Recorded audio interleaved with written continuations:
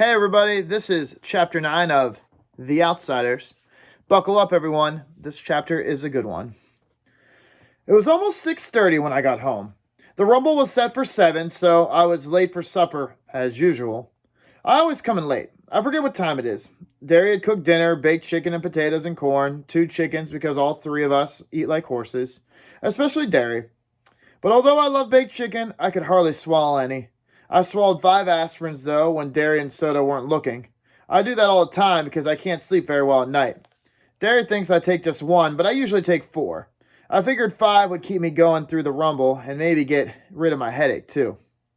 Then I hurried to take a shower and change clothes. Me, Soda, and Derry always got spruced up before a rumble. And besides, we wanted to show those Soch we weren't trash and we were just as good as they were. Soda! I called from the bathroom. When did you start shaving? When I was 15, he yelled back. When did Derry? When he was 13. Why, you figuring on growing a beard for the rumble? Yeah, you're funny. We ought to send you to the Reader's Digest. I hear they pay a lot for funny things. Soda laughed and went right to playing poker with Steve in the living room. Derry had on a tight black t-shirt that showed every muscle in his chest and even the flat, hard muscles on his stomach. I'd hate to be any Soch who had to try to take a crack at him, I thought as I pulled on a clean t-shirt and a fresh pair of jeans. I wish my t-shirt was tighter. I have plenty of good build for my size, but I lost a lot of weight in Windricksville, and it just didn't fit right. I was a chilly night, and t-shirts aren't the warmest clothes in the world, but nobody ever gets cold in a rumble, and besides, jackets interfere with your swinging ability. Soda, Steve, and I had put on more hair oil than any necessary, but we wanted to show that we were greasers. Tonight, we would be proud of it. Greasers may not have much, but they have a rep. They had that long hair. What kind of world is it where all you have to be proud of is a reputation is for being a hood and having greasy hair? I don't want to be a hood, but even if I don't steal things and mug people and get boozed up, I'm marked lousy anyway. Why should I be proud? Why should I be proud of it? Why should I pretend to be proud of it? Derry never went in for the long hair, though. His hair was short and clean all the time.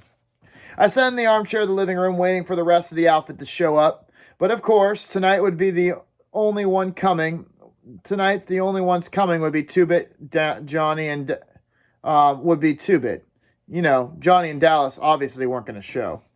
Soda and Steve were playing cards and arguing as usual. Soda was keeping up a steady stream of wisecracks and clowning, and Steve had turned up the radio so loud that it almost broke my eardrums. Of course, everybody listens to it loud like that, but it wasn't just the best thing for a headache, you know what I mean? You like fights, don't you, Soda? I asked solemnly. Yeah, sure, I like fights. How come? I don't know, I mean, it's action. It's a contest, like a drag race or a dance or something. Shoot, I just want to be at those Soches, Steve said. When I get in a fight, I want to stomp the other guy good. And I like it, too. How come you like to fight, Derry? I asked, looking up as he stood there behind me, leaning up against the kitchen doorway. He gave me one of those looks that hide what he's thinking, but Soda piped up. He likes to show off those muscles of his. I'm going to show 'em off on you, little buddy, if you get any mouthier. Derry laughed. I digested what Soda had said, and it was the truth. Derry liked anything that looked tough, like weightlifting or playing football or roofing houses, even if he was proud of being smart, too. Derry never said anything about it, but I knew he liked fights. I felt out of things, so I'll fight anyone anytime, but I don't like to, I'll tell you that much. I don't like fights, not like my brothers. I don't know if you ought to be in this rumble, Pony, Derry said slowly. Oh, no, I thought in a mortal fear. I have to be in this fight. I have to. Right then, the most important thing in my life was helping us whip those Soch's butts. Don't let him take me out of this fight. Please, to God, don't let him do it. How come? I've always come through before, ain't I? Yeah, Derry said. You fight real good for a kid your size, but you were in shape before. You've lost a lot of weight, and you don't exactly look good, kid. You're tensed up too much. Ah, shoot, Soda said, trying to keep the ace out of his shoe without Steve seeing him. We all get tensed up before a rumble. Let him fight tonight. Skin never hurt anybody. No weapons, no danger. That's what I say. I'll be okay, I said. I'll get a hold of a little one, all right, and I'll just beat him good. Well, Johnny won't be there this time. Johnny and I sometimes ganged up on the big guy. But then Curly Shepard won't be there either, or Dally, and we'll need every man we get. What happened to Shepard? I asked, remembering Tim Shepard's kid brother Curly, who was tough, cool, hard as nails. Tim in a miniature. And I had once played chicken by holding our cigarette ends. We had once played chicken together by holding our cigarette ends against the other one's fingers. We'd stood there, clenching our teeth and grimacing, with sweat pouring out of our faces, with the smell of burning flesh was making us sick at the same time. Each one was refusing to holler until Tim finally strolled by and saw what we were doing. When he saw that we were all actually burning holes into one another, he cracked our heads together, swearing to kill us both if we ever tried to pull a stunt like that again. I still have the scar on my forefinger, though. Curly was an average downtown hood. He was tough and not real bright, but you know what? I liked him. He could take anything. He's in the cooler, Steve said, kicking the ace out of Soda's shoe. In the reformatory. Again, I thought? And then I said, let me fight, Derry. Ah, man, if it was blades or chains or something, it would be different. Nobody ever gets real hurt in a skin rumble. Well, I guess you can fight, but I need you to be careful. And if there's a jam, you better holler and you get out of there as fast as you can. You too, Soda. I'll be all right. How come you never worry about Soda Pop as much, though? I don't see you lecturing him. Man! Derry grinned and put his arm across Soda's shoulder. This is one kid brother I don't have to worry about. Soda punched him in the ribs affectionately. This kiddo can use his head. Soda Pop looked down at me with a mock superiority, but Derry went on. You can see he uses it for one thing, to grow his hair out. He ducked Soda's swing and took off for the door at that moment. Two-Bit stuck his head in the door just as Derry went flying by, leaping as he went off the steps. Derry turned a somersault in midair, and he hit the ground and bounced up where Soda would catch him. Well up! I see we are in prime condition for a rumble. Is everybody happy? Two-Bit said cheerfully. Yeah, screamed Soda as he too was doing a flyer somersault off the steps. He flipped up to walk on his hands, and then he did a no-hands cartwheel across the lawn to beat Derry's performance. The excitement was catching. It was screeching us all like an Indian. Steve went running across the lawn and flying leaps, and he stopped suddenly, flipped backwards. We could all do acrobatics because Derry had taken a course at the Y and then spent the whole summer teaching us everything he'd learned on the ground, that it might come in handy in a fight. And I'll tell you one thing, it did. But it also got Two-Bit and Soda jailed once. They were doing mid-air flips down the sidewalk, walking on their hands, and otherwise disturbing the public and the police. Leave it to those two to pull something like that. With a happy whoop, I did no-hand cartwheel off the front porch steps, and I hit the ground and I rolled to my feet. Two-Bit followed me in a similar manner. I am a greaser. I am a JD in a hood. I black in the name of our fair city. I beat up people. I rob gas stations. I am a menace to society. Man, do I have fun. Soda Pop was chanting now. Suddenly, Steve began to sing song in. Greaser, greaser, greaser. Oh, victim of environment underprivileged, rotten, no-count hood. Derry shouted, Juvenile delinquent, you are no good. Get thee hence, white trash, Two-Bit said in a snobbish voice. I'm a soch. I'm the privileged and the well-dressed. I throw beer blasts and I drive fancy cars. I break windows at fancy parties. And what do you do for fun? I inquired in a serious, odd voice. I jump greasers! Two-Bit screamed, and then he did another cartwheel. We settled down as we walked to the lot. Two-Bit was the only one wearing a leather jacket. He had a couple of cans of beer stuffed in it. He always gets high before a rumble.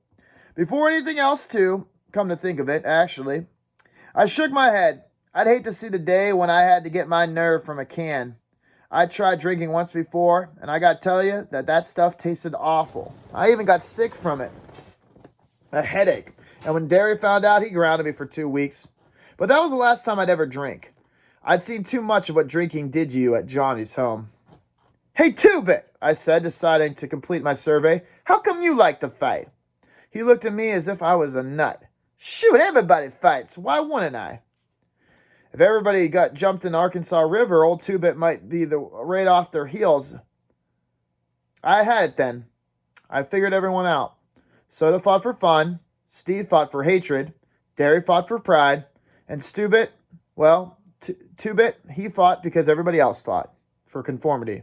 And why do I fight? I thought, and I couldn't think of a real good reason. There isn't really a good reason for fighting except for self-defense, that's what I say. Listen, Soda, you and Ponyboy, Darius said as we strode down the street. If the Fuzz show, you two beat it out of here. The rest of us can all get jailed, but you two will get sent to a boys' home for the rest of your lives. Yeah, nobody's going to tell the Fuzz in this neighborhood, Steve said grimly. They know what will happen if they did. All the same, you two blow at first sign of trouble. You understand me, boys? Nah, it's not exactly like you need an amplifier, Soda said, and he stuck out his tongue at the back of Darius' head. I stifled a giggle. If you want to see something funny, it's a tough hood sticking his tongue out at his big brother. Tim Shepard and company were already waiting when we arrived at the vacant lot, along with the gang from Brumley out of the suburbs. Tim was a lean, cat-like 18-year-old who looked like the model JD, which is juvenile delinquent, guys, that you would see in movies and magazines. He had the right curly black hair, smoldering dark eyes, and a large, long scar from his temple to his chin where a tramp had belted him and broken pop bottle. He had a tough, hard look to him, and his nose had been broken twice. Like Dally's, his smile was grim and bitter. He was one of those who enjoyed being a hood.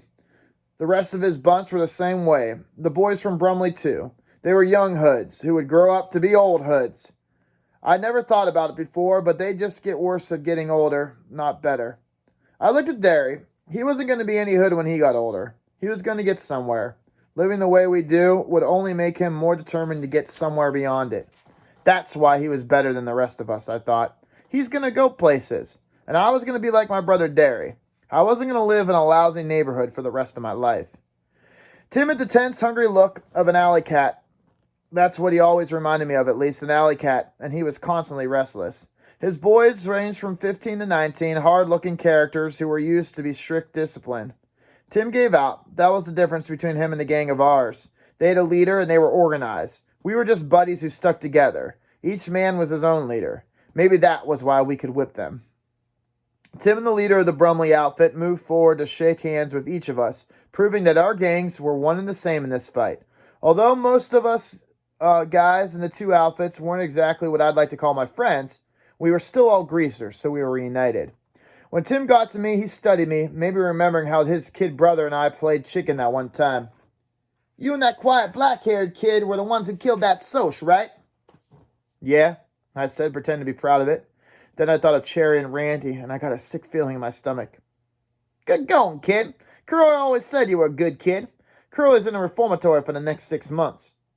Tim grinned ruefully at me, probably thinking of his roughneck, hard-headed brother. He got caught breaking into a liquor store. Oh, gosh, that little. He went on to call Curly every unprintable name in the sun. And Tim's way of thinking, these were all, though, terms of affection. I further surveyed the scene with pride. I was the youngest one there. Even Curly, if he had been there, had just turned 15, so he was older than me. I could tell Derry realized this, too. And although he was proud, I also knew he was worried for me. Shoot, I thought, I'll fight so good this time, he won't even ever have to worry about me again. I'll show him that someone besides Soda Pop can use his head in this family. One of the Brumley guys waved me over. We mostly stuck with our own outfits, so I was a little leery of going over to him, but I shrugged. He asked to borrow some weed so he could light up. That big guy with y'all, you know. Do you know him pretty well? Yeah, I'd say I know him. I mean, he's my brother. I couldn't honestly say. Yes, I knew Jerry as well as he knew me, or Derry as well as he knew me, and that isn't saying a whole lot. No kidding. I got a feeling he's going to be asked to start the fireworks around here. Is he a pretty good bopper? He was meant rumbler by that slang. Those Brumley boys have a weird vocabularies.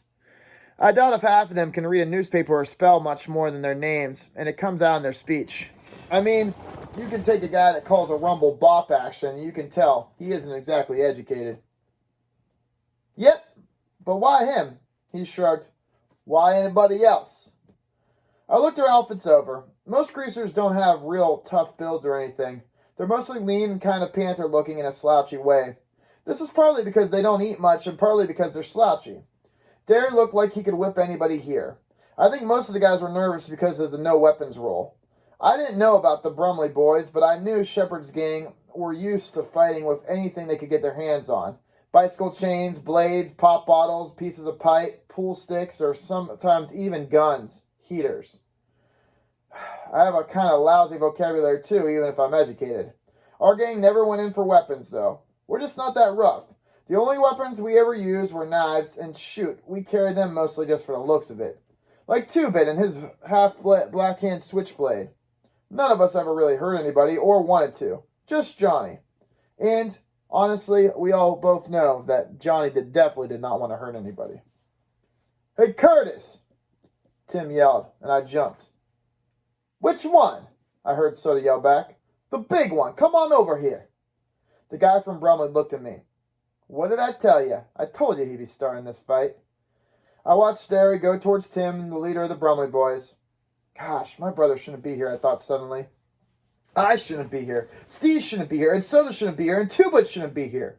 We're greasers, but we're not hoods. We're not like these other gangs. And we don't belong with a bunch of future convicts. We would end up like them, I thought. We could. Gosh, I don't want to, though. And the thought didn't help my headache at all. I went back to staying with Soda and Steve